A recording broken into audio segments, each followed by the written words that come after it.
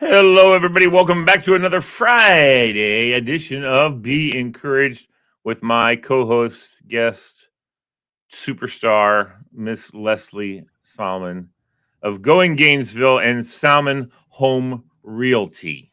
Yes, Excellent. How's business with that, by the way? it's good. That's part of the Yeah. reason why I look like this. I got up and started working.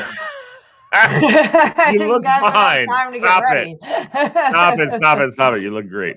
All right. So, well, good. So, how many houses have you been able to offload in the last couple of months Um, or so? I don't even know. We're just today. Doing your thing, huh? Today we're just trying to get all these listings in the computer and Right, right. and That's all cool. I'm that. glad. Yeah. So That's cool. it's That's cool. Get those been listings in busy. there, no doubt about it. That's fun stuff. hmm Anyway, so how's your week? The 2 weeks been?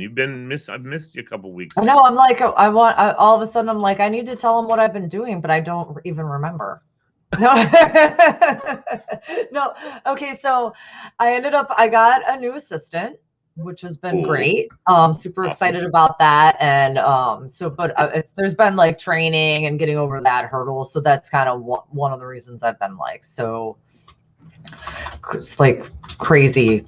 And I don't remember what happened, but my kids are Right. doing super good. Good.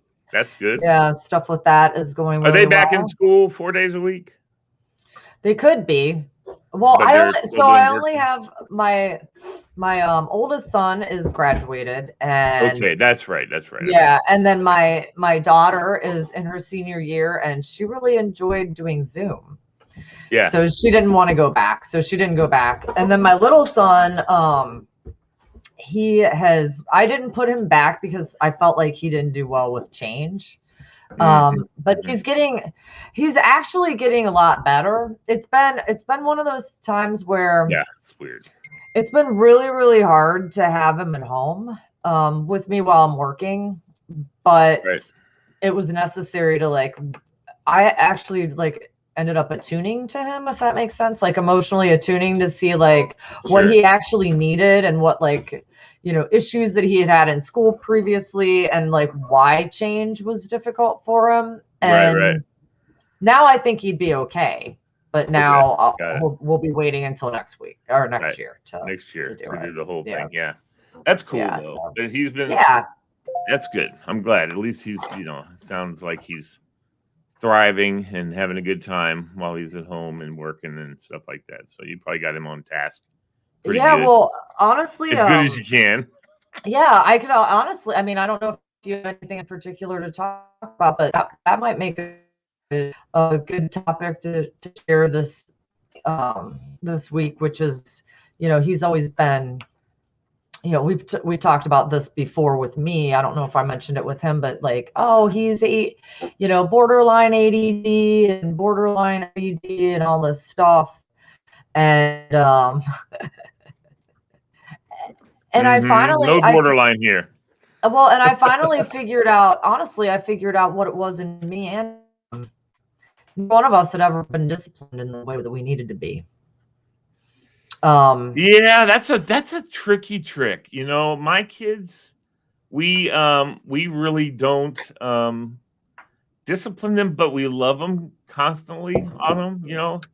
And it Well, seems to work. I mean, it's I not, know that they're it's not knuckleheads sometimes, discipline but as in hitting them, but some of it was, he we fidget, you know, mm, and if when you notice your kid fidgeting, that's because they need something to do. right. So it's not necessarily you can, there's been times recently where I noticed it in church, and he's sitting there, and I was like, put both feet flat on the floor, put your hands on your lap, and Right. he did it, and he can do that. So where's that? Tell me where that's ADHD. No, Right. it was me not noticing what he would like. Oh, I can tell him not to do those things, Right. but no one was telling him that. So he's just Right.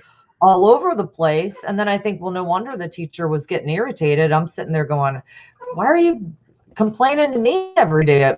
Take care of it. He's in your classroom.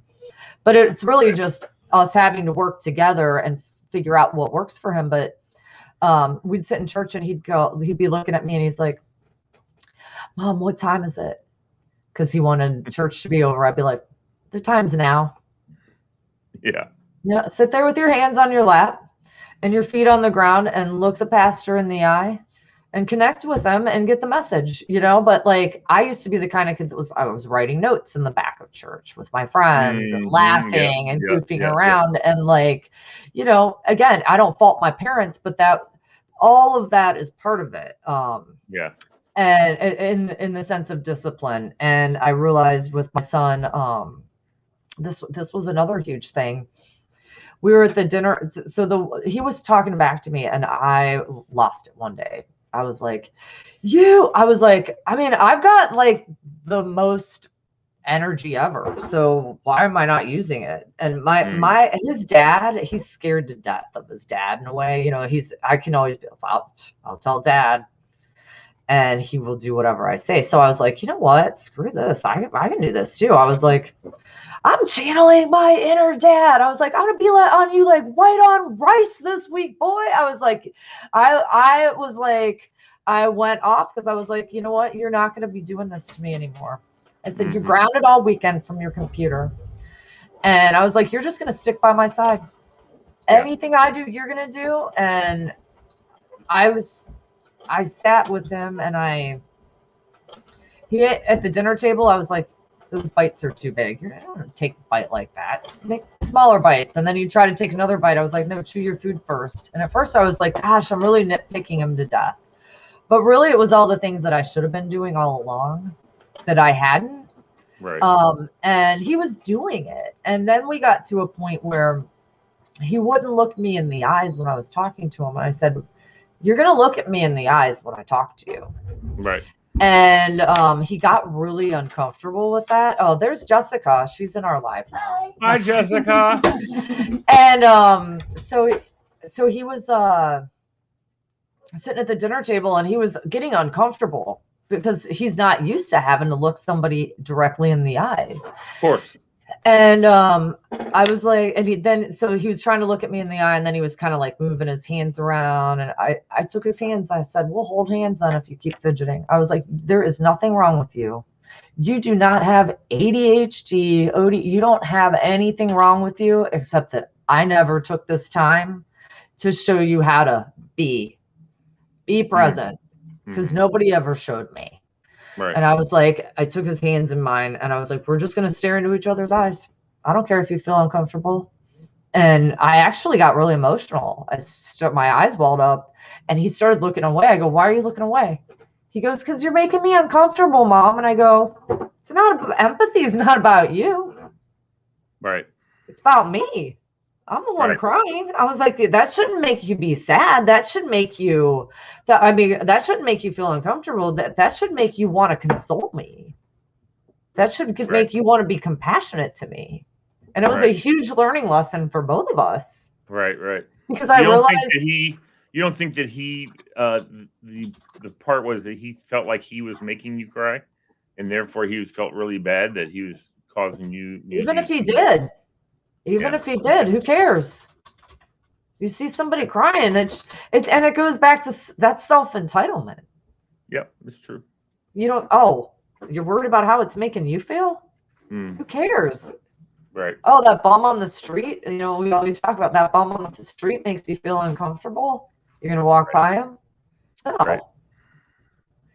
So it was like me realizing not all of that is necessarily discipline. It's emotional attuning and being able to like tell my son, you can do this. You don't have to fidget. Sure. And it's anxiety. It's stress. And who sets the tone? Me. Mm-hmm. So I had to start distressing myself. Mm-hmm. And that's why I started taking those ice baths. An ice bath a day keeps the doctor away. Or allows pneumonia in. No, I'm kidding. No, actually, it increases your immune system. I understand. But if you jump in there when you're not healthy and feeling, and you're on top of your game, it could be detrimental, maybe. Well, you work your way up because I mean, yeah, of course. Like I started the first day, I just did cold water for 1 minute. Right.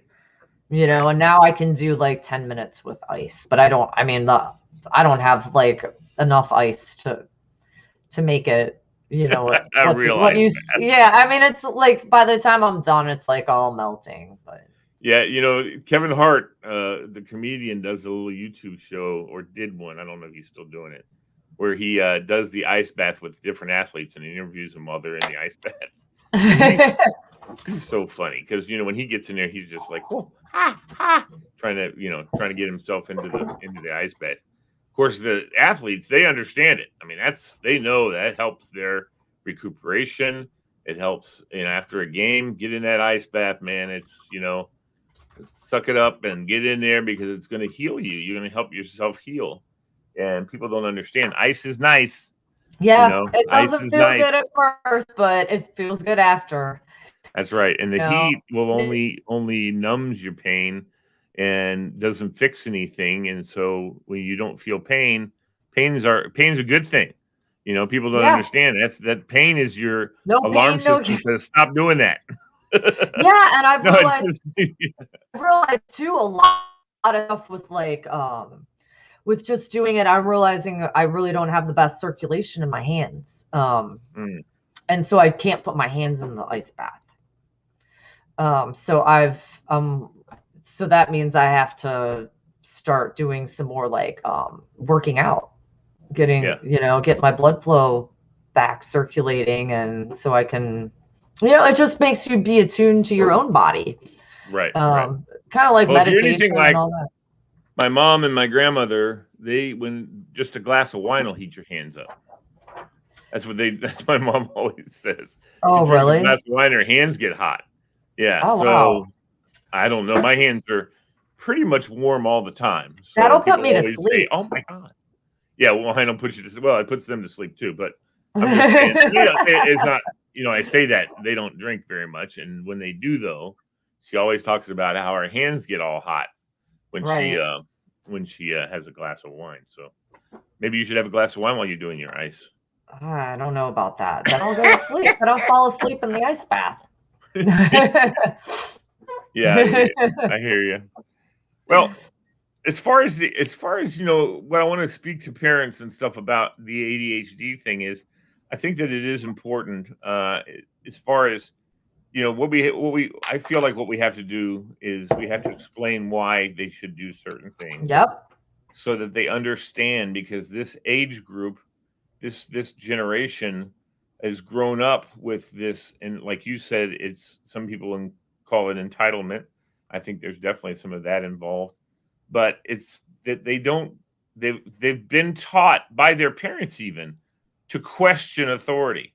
So because authority, everybody in the world now says that authority is corrupt, and they're just having you do things to make you do things.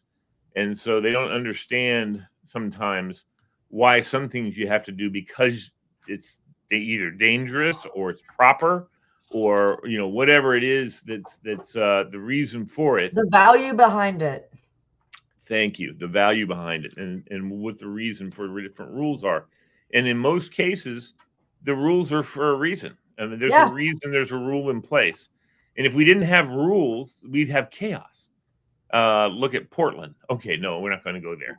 Anyway, but if there weren't rules in place, then we would have chaos. People would be doing whatever they want to do. I hear kids say to me all the time, I can do what I want to do. I said, no, you can't. Okay, because if you can do whatever you want to do and everybody else can do whatever they want to do, what if I'm the psycho that says that I can just decide to kill people? Well, there's no rule. I mean, there's no rules. Why do we have rules for those kind of things? I decide I want to go take out your mom. Right. And they're like, what? And I'm like going, dude, you just said rules are stupid. No, they're not. There's a reason for it. It keeps us in our communities, in our areas. It keeps us accountable to each other. It keeps us in a place where we have respect for one another. And, and that's a big, big issue in this country right now. People just don't have, and you watch it at the highest levels of people disrespecting each other. Right. And it's just disgusting for me It to really watch. is. It used to be like, for instance, I worked for the United States Senate, and it used to be when you're in the Senate, even if you have a thing against, you say the honorable gentleman from Texas is how you address him. Whether you're about to slam him or not, you address him in a very respectful way, Well, I would Right. like to speak to the honorable gentleman from Tennessee and say that I disagree with what he's saying, that kind of thing. Now it's just free for all. And I think the Senate even does it. They don't even do that anymore. And that's because, and you know why they don't do that anymore? Because Senator Byrd is dead and gone. Because I'm going to tell you right now, if you didn't address somebody like that properly, you get called to his office and he would jump in your junk. Right. Because it's a sacred place to him. It was a sacred place to him, that Senate floor. And so now that he's gone, though, there's no one to call anybody out anymore. And people just say, the senator from Tennessee is full of crap, or whatever. And it's just like, you just can't. That sounds, and what he would say is that's what they do on the House floor, not in the Senate. The Senate is an honorable place. And that's why he wouldn't even let House members, he didn't even like having House members on the floor in the Senate. He would Right. say, please remove anybody who's not a senator or doesn't have, off the floor. I mean, and they would. Well, So, yeah, anyway. and it's just and it really, I think a lot of that comes down to like just the lack of feelings that people Yes, have. And exactly. like men are taught, you don't cry. Oh, rub some dirt on that, that sort of thing. And it's like, I started realizing, even like I grew up, and you don't realize the extent of it, but like even my mom grew up watching the Three Stooges. You laughed when somebody got hurt. Yeah. So now, Right. like, when I remember, I actually went to see somebody about like a chiropractor recently, and he was like, "Did you break your tailbone?" He was like, "Because your tailbone is." He's like, "Did you ever remember falling?" And I do remember falling. I fell off of swing when I was little. I was really high and it fell straight down. And I remember I went to cry and I couldn't because it knocked the wind out of me. Yeah. And but did I ever tell my parents? No, because I thought I'd get laughed at. I fell. Right. So now I'm a kid that grew up with issues my whole life because I was too embarrassed to share that I Right. fell. I mean, That's right. like, and now it's like kids are that's kind of like what we're instilling in our kids, and it goes deeper than just like not crying. It goes into even like, now as parents, you see your kid pick their nose. Don't pick your nose. That's gross. Yeah. What we should be saying is, Get a wow. tissue. No, what we Get a should be tissue. what we should be saying is you shouldn't have boogers in your nose. That means you probably have a sinus issue because your Yeah. nose should have wet mucus in it. And if you have boogers in your nose, my kid probably actually has a health issue somewhere that I should be worried about Allergies. correcting instead of worrying about what other people think. Right. We're worried more about what other people think about our kid that's picking their nose in public. Yeah. Than the fact that they're picking their nose and there's some sort of underlying health issue. Your nose shouldn't be that dried out. Right. Like that sort of thing. So that's kind of the stuff that I feel like in our country, it's just gone so far away from having any proper emotions. Mm-hmm. Yeah. I mean, that's an interesting example that you're giving, because it's accurate of how you're explaining it. I don't know. I mean, you're absolutely right, though. I mean, my whole thing is just make sure you keep your, because nowadays with allergies and everything. Yeah. I mean, everybody's nose is running all the time. Their eyes are itchy all the time. I realized I had that issue. Carry tissues with you. Blow your nose. Don't let it stuff bog down in your nose and get crusty.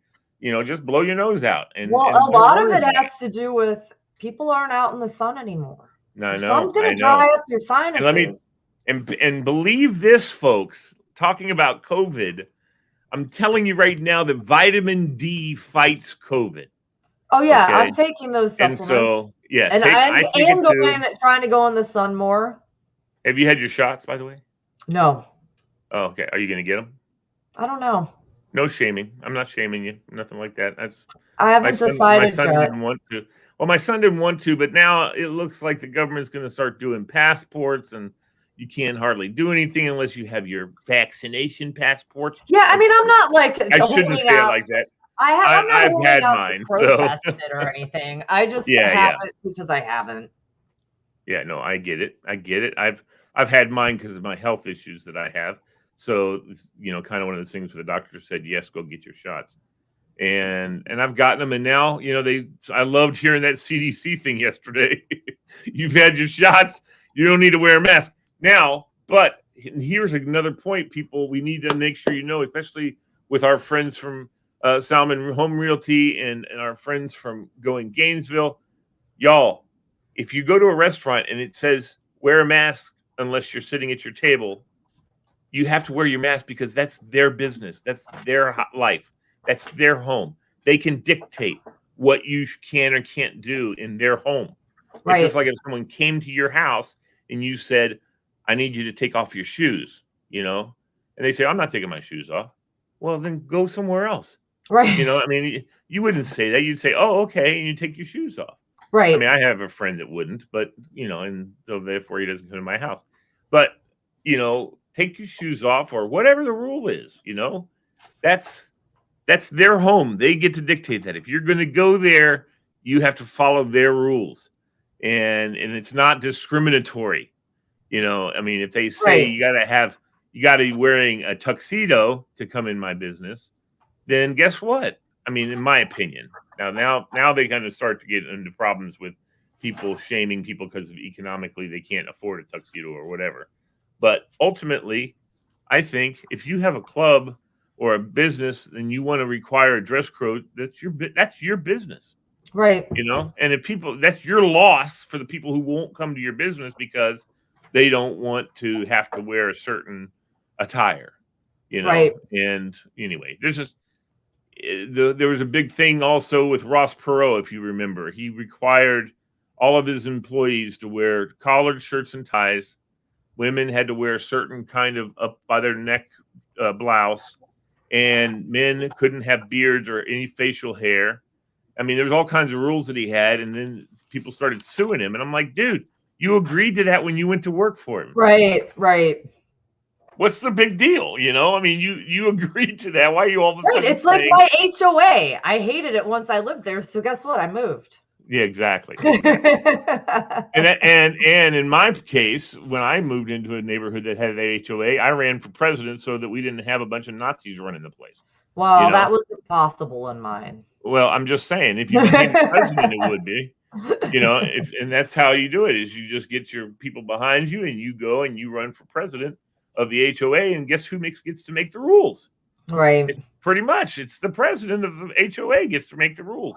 Well, I didn't want that house anyways. No. I'm just saying. That house and that's what I would say as a real estate agent, if somebody's moving into it and somebody goes, well, I don't like HOAs.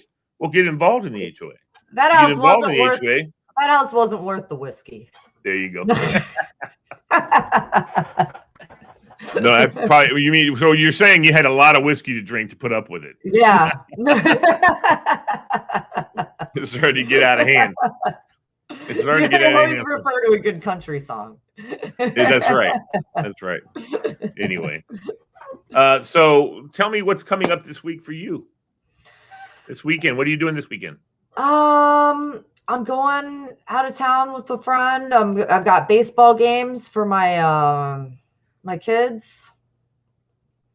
Okay. Or my son's playing baseball. That's about it. I'm just going out of town overnight. Your youngest is playing baseball? Yeah. Okay. He's got a game tonight. He's got a game tomorrow. Does he enjoy that?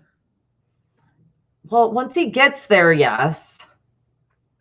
It's getting them there. Yeah, you know how like at first they're like, yes, I don't want to get ready. I'm in the middle of playing with my friends. I'm like, well, you're the one that wanted to sign up, and now you're committed. Sorry. Yeah, and I paid the fee, so guess what? You're doing it. That's all there is to it. Right. It's same with bass lessons. My son plays the stand-up upright bass in the orchestra, and it's like, but he's that's dedicated. A fun instrument.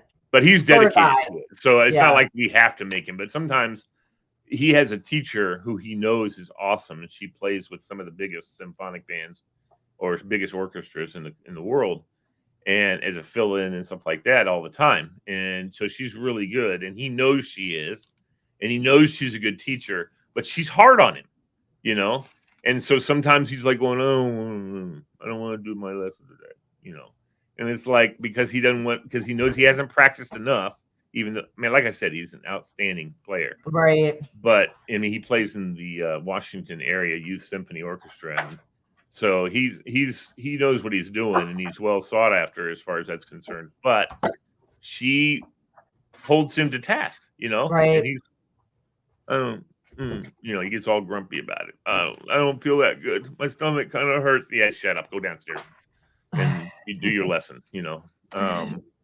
Right. Anyway, but he knows that the reason he's where he is because of her. So, but we play pretty. Well, and that's I mean, and that even goes back to the parenting. Sometimes, you know, when I was sitting with them and going, I realized I was worrying more about at first, oh, he's gonna be mad that I'm nitpicking him. Right. You know what? I don't want to. He's actually gonna thank me in the long run, because that's hard though. Yeah, it is, because I didn't enable him to be less than he could have been. Right. You know. Well, both my kids are pretty self-sufficient, and that's what I like about how we've raised them. Yeah. We basically said, "Oh, that's your ass." You know, we have certain rules, certain things you're supposed to do. If you don't want to do them, then that's fine, but you're going to pay the consequences. Yeah. You know, like for instance, if my daughter says she don't want to have dinner, well, that's fine. You don't have to eat dinner, but you're not coming in here and snacking all night. Right. You know, now you're going to starve. Well, yeah, not going to. I'm kidding. Nobody in the Bailey family is going to starve anytime soon. But you know what I mean. You know exactly what I mean. Yeah. You know, it's like, and it used to be the rule too. My wife makes dinner for everybody. Same dinner. Everybody. If you don't like it, okay, don't eat it. You know, or make yourself something else. Now that's allowed. You know, if you don't want the squash and the whatever it is that my wife has made for dinner, then go make a peanut butter and jelly sandwich. But she's not making anything for you. You know, she's not going to make special meals for each person in the family. She's going to make one meal at night, and that's the way she does it. And believe me, I want to cook too. She wants to make the meal. That's her deal. Right. You know, she enjoys making the deal. I want to cook. She don't want me making. Well, she don't want me making a mess, I guess is the reason. Or she thinks that's what I'm going to do. So I understand, but whatever. She makes meals every night. She plans it, makes them, and my daughter will go to my mom and dad's house for dinner if she finds out what's having for dinner and she's not up for it. My daughter's not a big meat eater. You know what I mean? So she's not real hot on eating meat. She's not a vegetarian. She's not a vegan or anything, but she tries to stay away from. She still eats dairy. She loves her freaking dairy from Starbucks. You know, getting a frap or a cream coffee or something, whatever. Right. But ultimately, she's she's pretty self-sufficient and can do what she wants and makes her own drinks and her own stuff, and she's 16 years old and about to be anyway. That's awesome. May 19th. Yeah. So it is what it is. But I love the fact that when she goes off to college, she gets straight A's. She stays on top of it. So we don't have any punishment as far as that's concerned. Right. Because she's very good at staying on track academically. My son pretty much is the same way. You know, he's not quite as freaky stressed as my daughter is. Maybe that'll change in the next couple of years. I don't know, but he likes to keep his grades up to keep him to compete with his sister. Yeah. You know, he doesn't want his sister getting too many A's and without him getting the same thing. And, you know, so there's a little bit of healthy competition there, and that's good. I'm happy about that. There was none in my family. I didn't care that my sister got straight A's.